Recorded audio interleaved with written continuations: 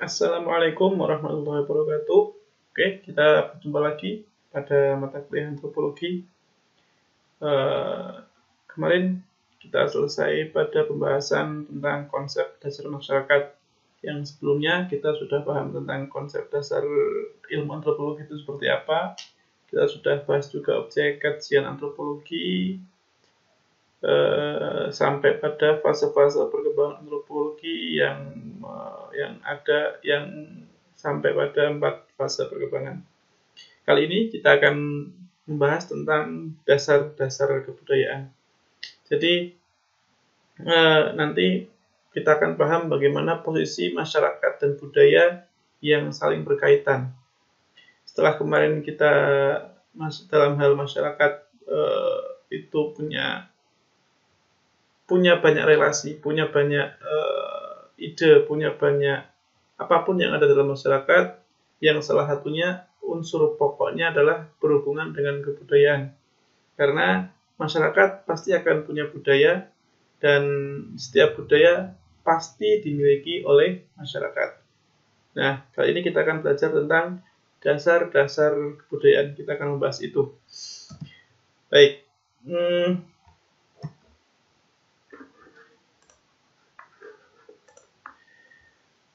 Yang pertama, kita bahas dulu konsep dasarnya. Jadi, yang kita bahas ini bukan kebudayaan yang secara global, yang secara kompleks, karena kalau kita bahas secara kompleks semua kebudayaan tentang konsepnya atau analisanya itu membutuhkan waktu yang sangat panjang. Kita bahas hari ini cukup dasar-dasar kebudayaan saja. Oke, kita mulai dulu dari definisi. Apa itu sebenarnya kebudayaan atau budaya? Saya mengambil tiga pendapat, 3 konsep dasar, 3 argumen dari ahli-ahli antropologi.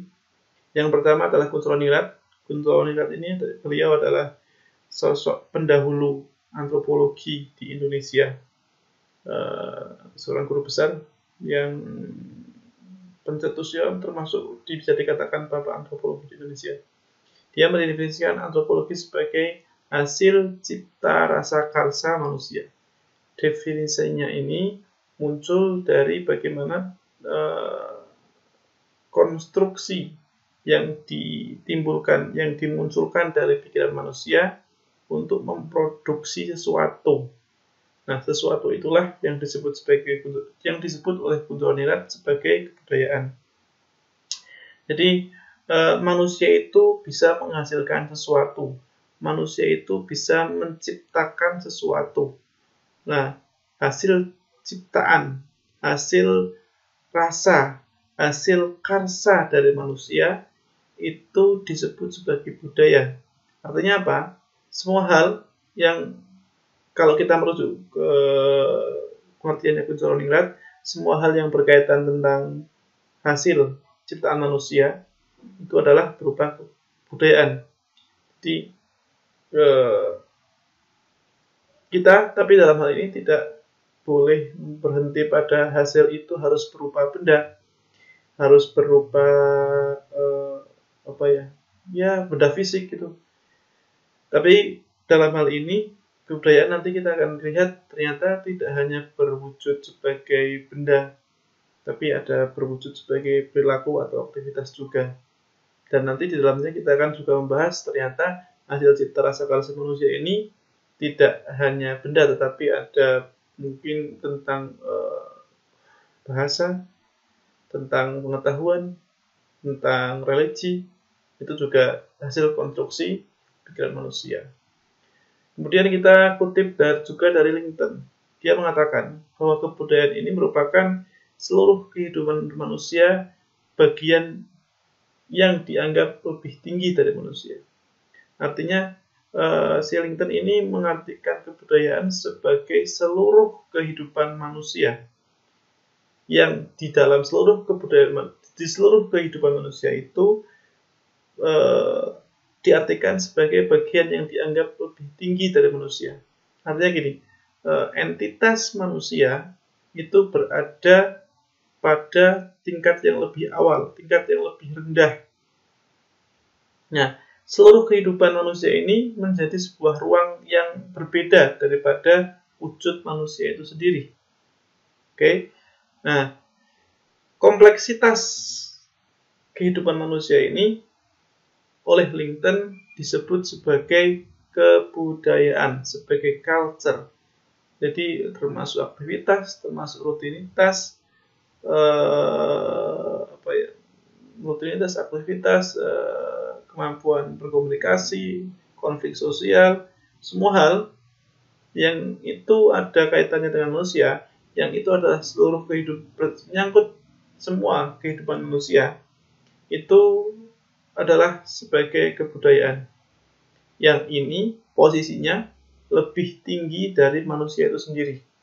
Meskipun manusia yang menciptakan, tapi oleh LinkedIn konsep abstraknya adalah manusia berada di bawahnya dari budaya ini, dari budaya yang diartikan seluruh kehidupan manusia. Oke. Kemudian yang ketiga oleh Clifford Geertz. Clifford Geertz ini antropolog Amerika yang banyak penelitian juga di Jawa, di Bali. Misalkan kalau teman-teman pernah baca tentang Abangan Santri Piyai, itu Clifford Geertz yang menulis. Jadi dia membagi orang Jawa, agama Jawa dalam beberapa segmentasi lah, terbagi dalam beberapa ruang. Nah, Geertz mengatakan budaya ini adalah jaringan simbol yang penuh makna, jaringan simbol yang punya makna, yang pernah kita bahas juga. Jadi manusia kan menciptakan simbol, manusia itu juga bisa mentafsirkan simbol. Simbol-simbol itulah yang oleh Clifford Geertz dimaknai sebagai budaya ketika membentuk sebuah jaringan. Jaringan kan berarti kumpulan. Nah, simbol yang muncul dari individu, simbol yang muncul dari kelompok, simbol yang dimunculkan dari komunitas, dari lembaga misalkan, itu menjadi satu dalam sebuah jaringan tertentu, menjadi satu dalam sebuah kumpulan simbol-simbol tertentu, sehingga membentuklah sebuah kebudayaan. Ini pengertiannya jauh lebih abstrak lagi ya. Artinya kita sudah bahas tentang simbol, saya nggak mau ulang lagi. Yang jelas simbol ini adalah nantinya akan tidak hanya punya satu makna, tapi punya sangat banyak penuh makna sehingga dia bisa membentuk jaringan tertentu yang disebut oleh Clifford Geertz sebagai budaya. Kemudian budaya ini setelah kita tahu tentang definisinya, kita pahami bahwa budaya ini merupakan sesuatu hal yang beragam, yang variatif, tergantung sudut pandang siapa yang melihat dan latar belakang kebudayaan itu. Sebuah budaya bisa diartikan berbeda. Sebuah budaya juga akan mengenal histori. Sebuah budaya juga akan mengenal relasi kekuasaan. Contoh yang gampang misalkan budaya mengaji bagi orang-orang santri misalkan. Apa yang melatar belakangi dan bagaimana masyarakat melihat mengaji. Kultur ngaji itu kan punya banyak sudut pandang, punya banyak perspektif. Oke. Punya juga latar belakang bagaimana kultur ngaji ini menjadi sangat masif misalkan di sebuah tempat. Oh, karena di tempat itu secara histori ada penyebar agama Islam, sehingga ada kultur ngaji yang sangat melekat di masyarakat itu. Kalau dari sudut pandang, misalkan bagaimana masyarakat dengan tipe tertentu melihat kultur ngaji, sehingga pemaknaannya juga berbeda. Oke, beragam sekali, variatif sekali bentuk budaya itu. Kemudian juga bersifat relatif. Pernah saya sampaikan tentang relativisme kebudayaan. Jadi tidak ada yang lebih tinggi dan tidak ada yang lebih rendah. Budaya itu sifatnya egaliter. Tidak ada bahasa yang lebih mulia atau lebih tinggi derajatnya. Tidak ada bahasa yang lebih rendah derajatnya dan seterusnya. Yang jelas ketika Orang Jawa punya budaya Jawa, orang Maluku punya budaya Maluku, orang Bugis punya budaya Bugis, orang Dayak punya budaya Jawa, budaya Dayak, sorry. Orang Bali punya budaya Bali. Masing-masing orang, masing-masing etnis yang punya kebudayaan yang berbeda dengan etnis lain, ini sifatnya relatif. Ada relativisme kultural di situ. Orang Bali dengan ngabeknya, orang Bali dengan tarian Balinya, dengan tari ogoh-ogohnya, dengan upacara adat tentang apa sih, nyepi dan seterusnya, itu secara kultural tidak bisa dikatakan sebagai budaya yang lebih rendah atau budaya yang lebih tinggi daripada budaya kita, apa yang kita jalankan, misalkan gitu. Sama juga budaya yang kita jalankan, misalnya budaya, kalau saya misalkan sebagai orang Jawa, ada budaya selamatan misalkan, syukuran misalkan. Selamatan ini tidak bisa kita maknai sebagai budaya yang paling unggul atau budaya yang rendah. Di posisinya budaya Jawa sama budaya Bali itu tidak setara gitu ya. Kemudian budaya juga sifatnya luas dan kompleks. Selain relatif juga kompleks. Jadi universal, jadi umum. Jadi terkadang satu budaya itu juga dipahami oleh banyak orang, dikerjakan oleh banyak orang. Budaya antri misalkan. Orang antri itu kan di semua tempat paham tentang kultur antri dan tidak hanya dijalankan oleh masyarakat tertentu. Di semua tipe, di semua etnis, di semua kelas, antri itu dipahami sebagai budaya untuk berurutan, bergiliran, gitu. Kemudian terakhir tentang kebudayaan ini berkaitan juga tentang evolusi budaya. Nanti kita akan bahas dalam teori evolusi. Evolusi budaya itu sejajar dengan evolusi organisme. Jadi sangat lambat, sangat membutuhkan waktu yang sangat panjang.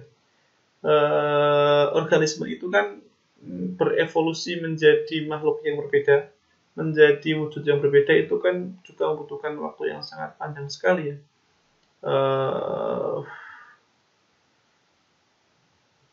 Organisme yang misalkan menggunakan teori Darwin, bagaimana tercipta Homo sapiens itu membutuhkan juta tahun. Sama seperti evolusi budaya, bagaimana masyarakat dari masyarakat yang bercocok tanam, nomaden, misalkan sampai hari ini muncul masyarakat digital, muncul masyarakat dengan sosial medianya, itu evolusi budaya sama posisinya sejajar dengan evolusi organisme. Sama-sama membutuhkan waktu yang sangat lama dan dia akan selalu mengalaminya itu. Dia akan selalu mengalami evolusinya itu, maksudnya. Ya. Tuh, kemudian kita lanjutkan ke wujud kebudayaan.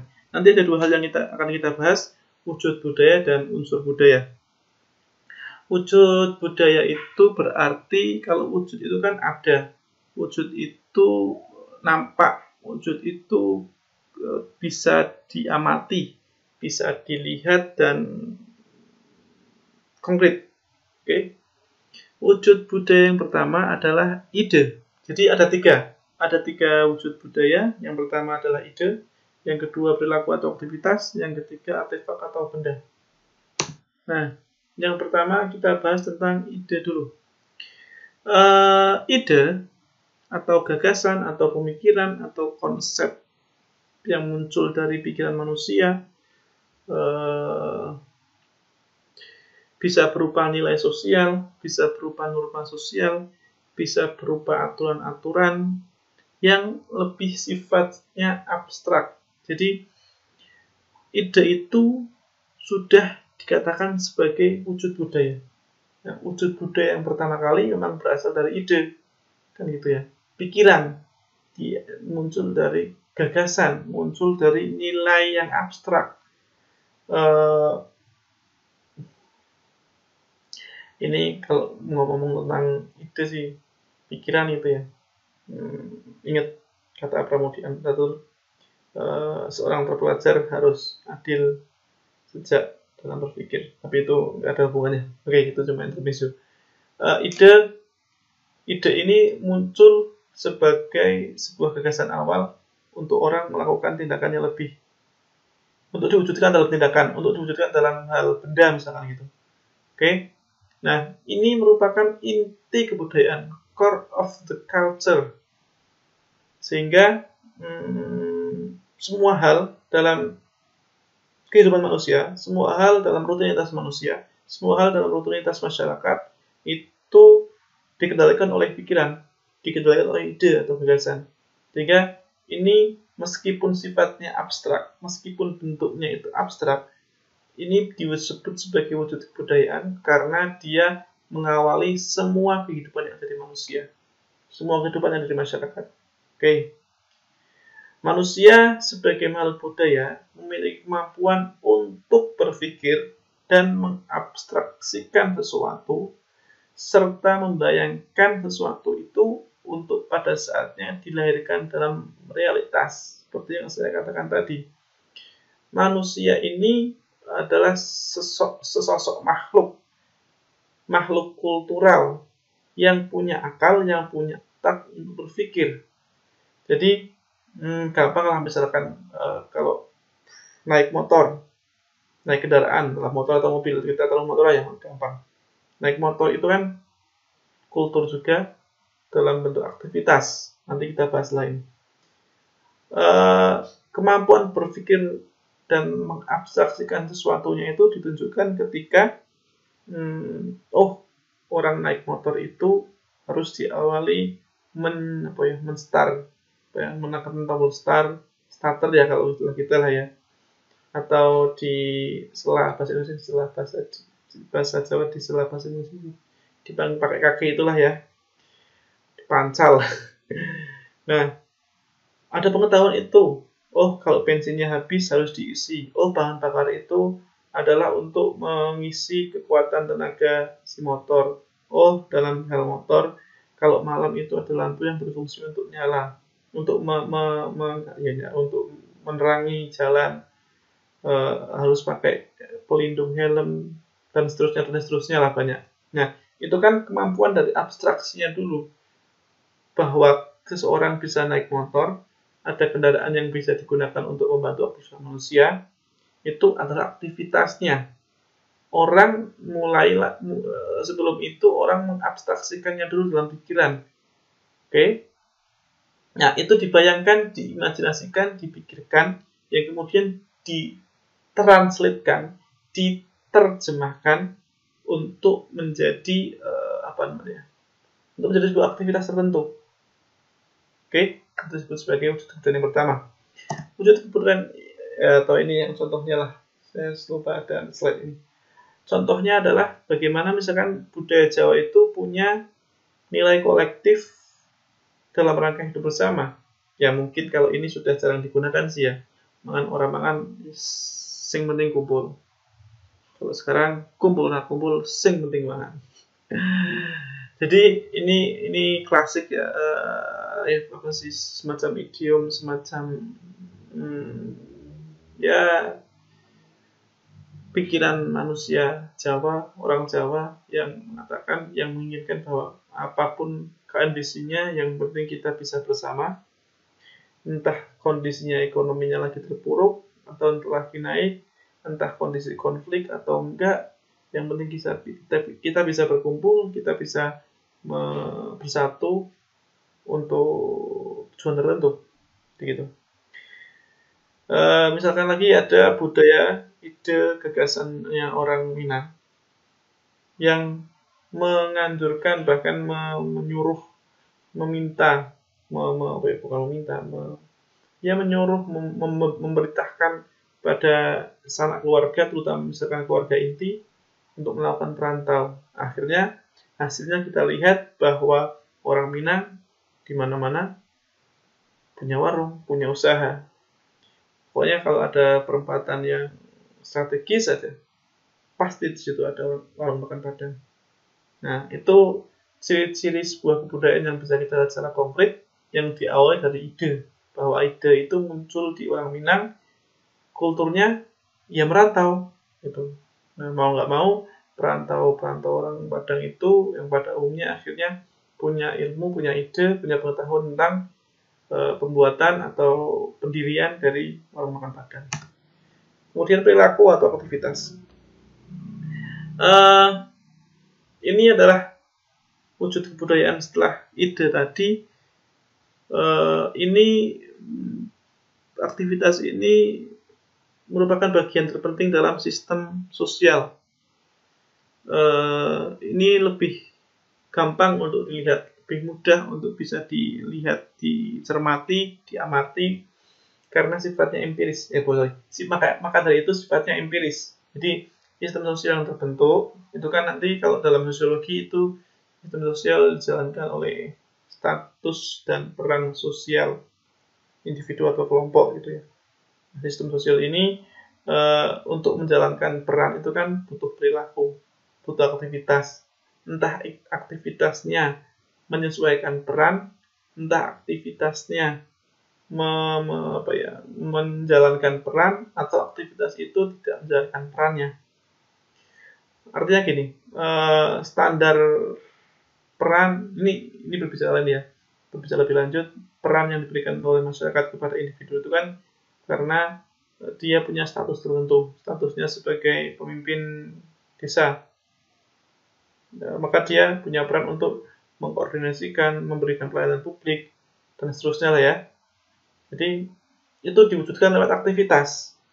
Setelah berpikir tentang ide tadi, kalau dengan contoh yang motor misalkan, motor itu punya segala hal di dalamnya, punya sistem sendiri, dan itu dalam pikiran manusia diabstraksikan,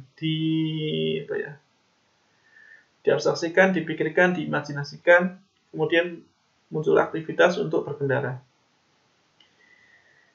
Ini adalah merupakan bentuk ekspresi nyata dalam suatu masyarakat tertentu, sehingga dia tidak bisa terlepas dari pengaruh ide tadi. Otomatis perilaku itu akan dikendalikan oleh ide, kecuali perilakunya orang sakit jiwa ya, orang gila. Jadi ya kalau ada istilah itu istilahnya, kadang-kadang kita itu salah berperilaku dulu baru berpikir, bertindak dulu baru berpikir. Itu menurut saya sih nggak mungkin juga. Tetap bahwa kalau kita dalam sistem biologi kan, bahwa rangsangan, bahwa gerakan itu pasti akan digerakkan oleh otak gitu kan. Nah, fungsi otak itu kan berpikir. Otomatis sebuah perilaku itu akan selalu terpengaruh dari kendali ide, kendali gagasan gitu ya. Kendali pikiran. Jadi nilai tentang perilaku yang dianggap sesuai bagi masyarakat tercermin dalam wujud perilaku masyarakat. Jadi nilai yang akan menjadi aktivitas itu nilai gagasan tentang perilaku. Jadi ada yang saya ceritakan tadi, ada nilai, ada value yang ada dalam masyarakat. Perilaku itu, nilai itu menganggap sebuah perilaku itu sesuai bagi masyarakat tertentu. Bisa tercermin, bisa terlaksana dalam wujud perilaku masyarakat tertentu gitu ya. Jadi kembali lagi bahwa nilai itu adalah sesuatu yang abstrak yang menjadi standar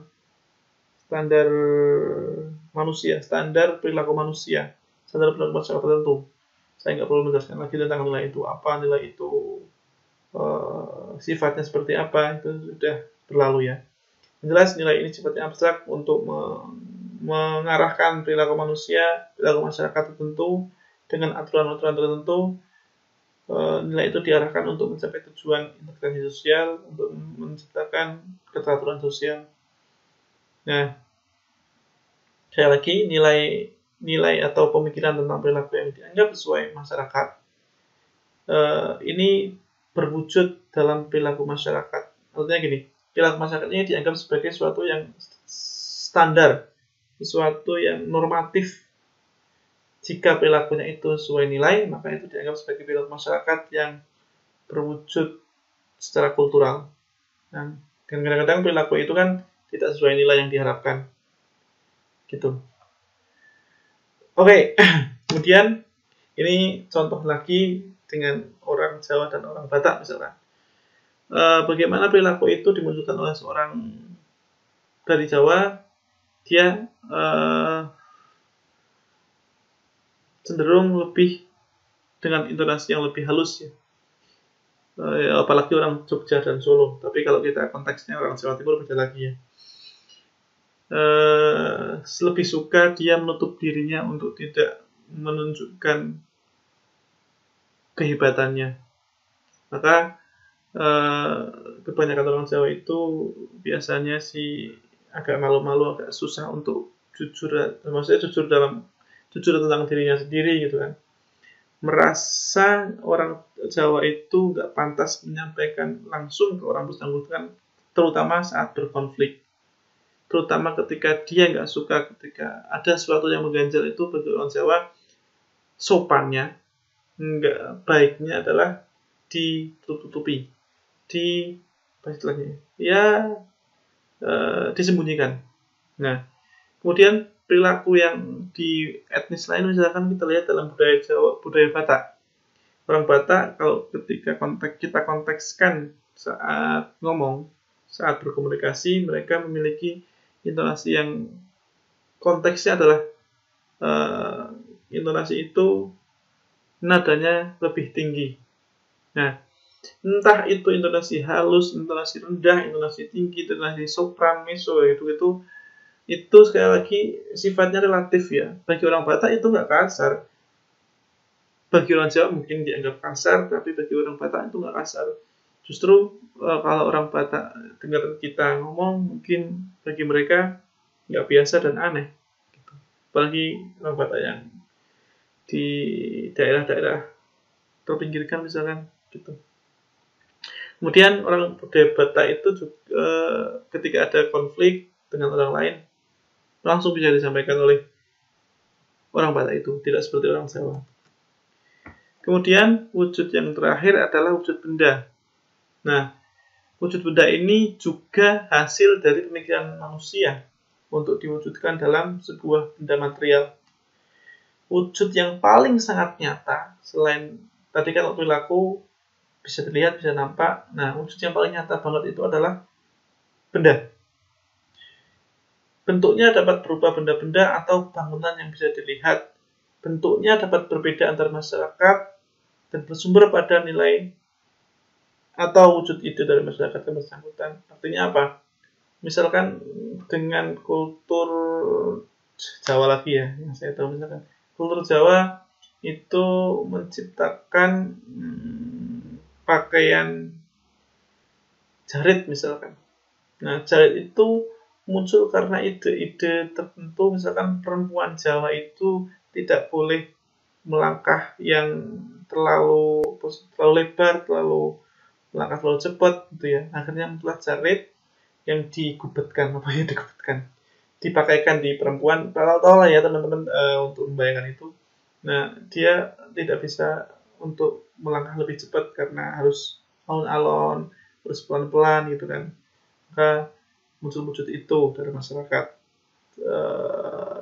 Muncul benda itu karena untuk menunjukkan ide. Meskipun nanti pada prakteknya jarit akhirnya tidak selalu menjadi banyak ini ya, saya namanya jarit lah ya yang dipakaikan roh itu untuk perempuan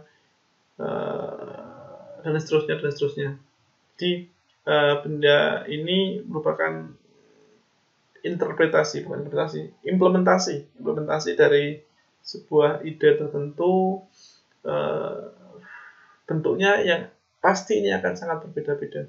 Bagaimana misalkan kultur Papua, kultur Bali, kultur Flores, kultur Aceh, kultur Asmat gitu misalkan. Bagaimana mereka menerjemahkan sebuah pakaian misalkan. Orang Aceh yang cenderung lebih Islami, mereka lebih banyak pada kultur-kultur agama Islam, memaknai pakaian otomatis harus menutupi aurat kan gitu ya, kata orang Islam. Sehingga mereka akhirnya menciptakanlah pakaian-pakaian yang Islami, yang tidak mengumbar aurat. Bahkan mungkin bagi orang Aceh di tempat umum lebih banyak ditemukan rok daripada celana. Kita kontekskan dengan orang Papua misalkan. Orang Papua yang hidup di hutan, orang Papua yang sering berburu, orang Papua dengan kultur tradisionalnya, dengan kultur adatnya. Bagaimana mengenai pakaian gitu. Bahwa mereka nggak mengenal kaos, bahwa mereka pada awalnya dulu tidak mengenal pakaian-pakaian, pakai baju misalkan, pakai baju meja gitu ya. Mereka mengenal koteka gitu, karena kulturnya yang demikian. Kalau teman-teman juga lihat, bisa misalkan di Twitter, di Google juga banyak orang-orang Bali zaman dahulu misalkan. Orang-orang Bali itu perempuannya hanya pakai kemben di bawah pusar gitu. Kalau teman-teman bisa lihat banyak fotonya itu. Nah, artinya apa? Artinya kemampuan masyarakat, bagaimana masyarakat mentafsirkan kulturnya sendiri lewat idenya itu, sehingga menciptakan sebuah benda tertentu. Dalam contoh tadi adalah pakaian yang berbeda-beda di setiap kulturnya. Orang Aceh yang menciptakan pakaian yang menutup anggota tubuh, orang Papua yang memunculkan koteka, orang Bali yang perempuannya itu misalkan hanya ya laki-laki perempuan lah di orang Bali. Kalau teman-teman bisa lihat sebelum 50-an, 50-an bahkan masih menggunakan pakaian dari pusar sampai ke bawah. Artinya apa? Sekali lagi ini setiap kultur memaknai kulturnya sendiri itu berbeda-beda dalam menciptakan sesuatu. Tuh. Nah, ini contoh lagi dengan budaya Jawa dan budaya Bugis. Bagaimana orang Jawa ini membuat joglo, kalau kita tahu ya, pendapurnya yang sangat luas. Akhirnya urusan untuk menjamu orang itu orang Jawa memaknainya dengan harus memberikan yang terbaik. Akhirnya luas karena orang Jawa juga banyak tamu, banyak acara hajatan, banyak selamatan, syukuran. Nah, tapi untuk kepentingan pribadinya, kamar yang privat itu cukup dengan ukuran tertentu yang ya hanya untuk digunakan untuk istirahat.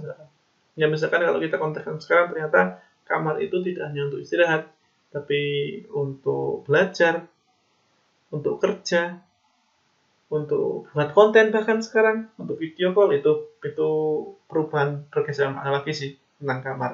Tapi orang Jawa pada dalam sejarahnya mengatakan kamar itu hanya untuk kepentingan pribadi, untuk privat, apalagi untuk bikin konten ya. Enggak jelas enggak untuk kepentingan privat, untuk istirahat. Kemudian tentang keris misalkan. Bagaimana orang Jawa itu dalam pakaian adatnya keris diletakkan di belakang. Maknanya apa? Sama seperti tadi di awal, orang Jawa lebih senang menutup dirinya untuk mengatakan sesuatu. Keris itu dimaknai tentang konflik. Ketika keris itu dimaknai tentang konfliknya diletakkan di belakang, tidak ditampilkan di depan. Kerisnya itu nanti bisa ditusukkan kapan saja semaunya. Artinya di depan kelihatan manis, tapi di belakang dia punya keris untuk ditusuk. Untuk ditusuk kapan saja. Gitu. Kemudian budaya Bugis. Bagaimana orang Bugis membuat rumahnya misalkan? Dibuat panggung. Nah, ada 3 tingkatan dalam form kosmologinya orang Bugis. Ada rakyat disebut sebagai alam atas, ada alebola disebut alam tengah, dan awal bola disebut alam bawah. Jadi nanti kalau kita belajar orang Bugis itu ada 3 tingkatan yang itu tercermin dari tipe rumahnya orang-orang Bugis. Nah, bedanya tentang senjata, misalkan senjata orang Bugis diletakkan di depan. Artinya apa? Artinya konflik itu diselesaikan langsung di depan, tanpa ada omongan di belakang. Nah, itu wujud kebudayaan sudah selesai. Kemudian kita bahas unsur budaya. Jadi unsur ini kan berarti sesuatu yang menjadi bagian dalam sesuatu yang lebih besar. Unsur tanah. Jadi di dalam tanah itu ada apa? Ada kerikil, ada air misalkan. Jadi air, kerikil, pasir, misalkan kalau ada pasir ya di dalam tanah itu, dan seterusnya itu berada di dalam tanah. Nah, unsur tanah itu terdiri dari itu. Kalau kita katakan dengan budaya, unsur budaya itu di dalamnya ada bahasa, ada religi, ada kesenian, mata pencaharian, organisasi sosial, teknologi, dan pengetahuan. 7 unsur budaya ini disebut sebagai unsur universal budaya. Di dalam pemahaman antropologi di seluruh dunia mengatakan bahwa budaya itu punya unsur-unsur yang 7 ini. Oke. Yang ini kalau seorang antropolog lagi melakukan penelitian akan dipisah-pisahkan dalam melihat masyarakat itu dari bahasanya, dari religinya, menjadi bahan-bahan untuk melakukan penelitian dilihat dari 7 unsur budaya ini. Jadi misalkan kalau antropolog lagi melakukan penelitian di Salatiga misalkan, dia akan melihat bagaimana orang Salatiga itu punya bahasa, bagaimana religinya orang Salatiga, bagaimana mata pencahariannya, keseniannya, sampai sistem pengetahuannya. Sehingga itu nanti akan terpampang jelas tentang penjelasan orang Salatiga. Oke, ini semua penjelasan tadi ini saya ambilkan dari bukunya Gus Monirat. Nah, Gus Monirat juga menulis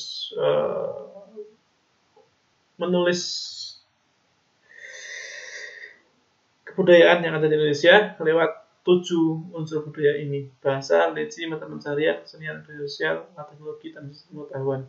Lalu bagaimana hubungan antara unsur budaya dan unsur budaya ini? Hubungannya adalah kalau saya menggambarkannya seperti ini. Jadi kalau budaya itu dianggap sebuah lingkaran, oke, itu bisa dibagi dalam 3 lapisan. Nah, wujudnya ini misalkan diawali dari ini ide. Yang tengah lingkaran ini, lingkaran 1, lingkaran 2, lingkaran 3 ini dianggap sebagai wujud budaya. Ini dianggap sebagai ide, ini dianggap sebagai perilaku, ini dianggap sebagai artefak atau benda. Nah, 3 wujud budaya ini nanti akan menjadi terbagi ke dalam 7, akan selalu ada dalam unsur budaya. Dia ada 7, misalkan ada bahasa, ada religi, ada sistem organisasi sosial, ada kesenian, ada teknologi, ada pengetahuan, ada religi. Di dalam religi misalkan, kursusnya hilang. Dalam religi itu ada ide, dalam religi ada perilaku, dalam religi ada bendanya, kan gitu ya. Di dalam kesenian itu ada ide tentang kesenian itu, misalkan menciptakan sebuah karya lukis dengan cara berimajinasi lagi berada di sebuah tempat yang sangat rindang, yang sangat sejuk misalkan. Nah, perilakunya apa? Perilakunya mewujudkan ide itu lewat melukis. Oke. Kemudian bendanya akhirnya terwujudlah sebuah benda kesenian, yaitu seni lukis. Ini yang contoh paling gampang aja sih. Gitu. Oke ya. Sampai situ dulu penjelasan dasar budaya. Semoga bisa bermanfaat. Assalamualaikum warahmatullahi wabarakatuh.